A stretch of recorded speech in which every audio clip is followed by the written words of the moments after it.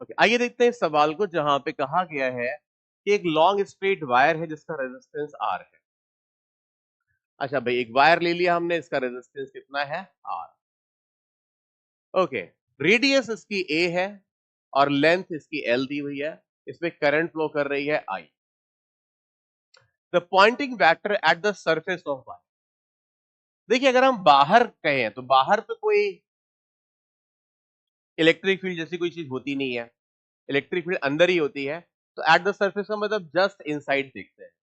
तो just inside, क्योंकि are resistance है, आई करंट है, तो पोटेंशियल डिफरेंस यहां पे होगा V बराबर I R according to Ohm's law.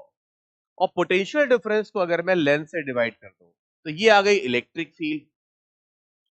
Poynting vector होता है E cross H। Okay, E cross H। तो E तो ये आ गया, अब H लिखते हैं। H की वैल्यू होती है किसी वायर की वजह से जिसमें आई करंट पास कर रही हो, ये होती है I divided by 2 pi into radius A। तो एक तरह से आ गया I square R into 2 pi AL। तो सी और डी में से कोई आंसर सही होगा। अब हमें देखना है कि कौन सा सही होगा। तो देखिए, अगर मैं ये पॉइंट पकड़ लेता हूं तो उसमें इलेक्ट्रिक फील्ड तो ऊपर की तरफ होगी क्योंकि करंट ऊपर है, करंट डेंसिटी ऊपर होगी, और जिधर की तरफ करंट डेंसिटी उधर की तरफ इलेक्ट्रिक फील्ड। और इस रूल से अगर हम देखें, राइट हैंड रूल से, अगर करंट ऊपर जा रही तो मैग्नेटिक फील्ड यहाँ पे अंदर की तरफ होनी चाहिए। तो मैग्नेटिक फील्ड यहाँ पे अंदर की तरफ है।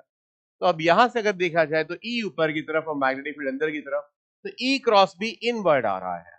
तो ई क्रॉस बी इनवर्ड है, तो इसका मतलब जो पॉइंटिंग वेक्टर है वो ये होगा, रेडियली इनवर्ड।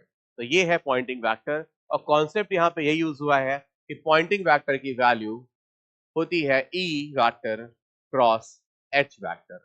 हम ऐसे भी कह सकते हैं ई वेक्टर और cross B by mu naught, क्योंकि एच वेक्टर होता है B by mu naught in vacuum. तो आंसर